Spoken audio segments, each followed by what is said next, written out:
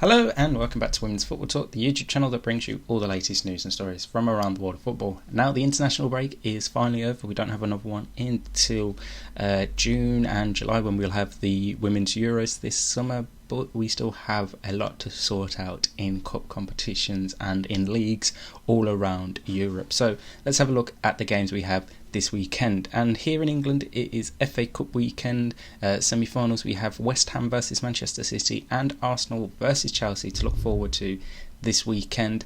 Two very good games. I mean, obviously Man City versus West Ham. Manchester City will probably be the favourites, obviously being the stronger of the two sides. However, don't write off West Ham at all because it's going to be a very good game, and obviously with a chance to play at Wembley Stadium in the FA Cup final later on this season at stake, you obviously can't write off anyone because the magic of the cup can definitely surprise a few teams. And then if we look at the second game between Arsenal and Chelsea, that one should be a very close encounter between the two sides. Obviously that is a repeat of last year's final, which Chelsea obviously ended up winning. It's going to be a very tough game, that one, and I'm not too sure who I would pick as the winners there, so it's going to be a very, very good game there. Elsewhere in Germany, we have the semi-final as well of the DFB Pokal between Bayern Munich and Wolfsburg on Sunday, and then Bayer Leverkusen versus Turbine Potsdam on Monday afternoon / early evening. Bayern Wolfsburg, it was a fixture that took place just before the international break, which obviously Wolfsburg won 6-0. Big surprise result there, so I'm expecting a much closer game between the two sides this weekend, and I don't think we will see that gulf in class different time. And then Bayer Leverkusen versus Turbine Potsdam. For me, Leverkusen just edge it, but again, it's going to be one of those games that is closely fought between the two sides. And then in the Netherlands, we have the final of the KNV Beker on Monday afternoon between Ajax and PSV, a game that should be very close between the two sides. However, I am just going to edge Ajax in this final, with Romy Lerchter of Ajax to be the standout player there. Over in France this weekend, we actually have league games to look forward to, starting off tonight with Paris FC versus Montpellier at 5:30, and then all bar one of the games taking place tomorrow. So Saturday we have PSG versus ICFF, Soyo Charentes versus Stade Reims, Saint-Etienne versus Guingamp, and Dijon versus Bordeaux, and then Lyon play on Sunday against Fleury 9-1. Obviously Lyon being at top of the table there in France ahead of PSG and Paris FC.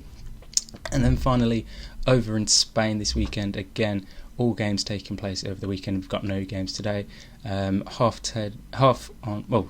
on Saturday and the rest taking place on Sunday. So Saturday we have Valencia, Barcelona, Real Sociedad travel to Sevilla, Granadilla, Tenerife play Eibar, and then on Sunday Rayo Vallecano, Levante, Alaves, Real Madrid, Villarreal, Sporting Huelva, Atletico Madrid versus Athletic Club Bilbao, and Madrid CFF versus Real Betis. Obviously, league title there in Spain is sorted, but it is just the rest of the positions to be fought out for now. Obviously, second place and below in Spain, as Barcelona have won 26 out of 26 games possible there, so it has been a fantastic season there. Elsewhere, news that you may have missed over this international break.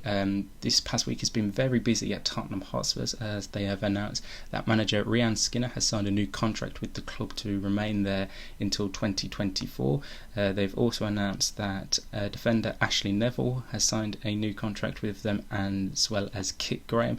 So new deals there at Tottenham Hotspur, which is obviously very good for the club, keeping these key players committed to there. And again, it's going to be very interesting to see how they can progress. Obviously, they can still just about get Champions League. Whether they will do is another thing, but it's going to be very interesting to see there. And obviously Everton at the start of this international break announced that Brian Sorensen will become the team's manager on a 2-year deal at the start of next season.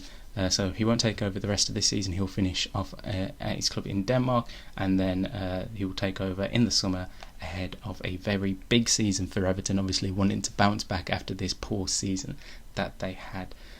So it's going to be very interesting to see what business they did this summer coming up, because obviously they did a good bit of business last summer, and some big names, obviously Hannah Bennison obviously being one of the big names coming in of a young talent, or whether they can get this team playing well, and the signings that they make this summer, it's going to be very key to see Everton bounce back up to being a mid-table, higher, potentially even fighting for that Champions League place next season is something that needs to be interestingly kept an eye on.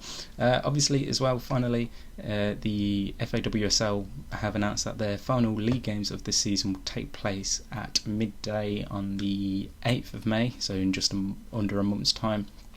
Obviously there is still all to play for. We'll be back next week with all the league action, but there's obviously the title race to fight out for and that final third Champions League place. So any more news that comes out throughout the weekend, we will have news updates on it on our Twitter page and Instagram, which you can follow by checking out in the description below. And obviously we'll be back next week to round up all the weekend's action and look ahead to another busy week of women's football. And until next time, we'll see you soon.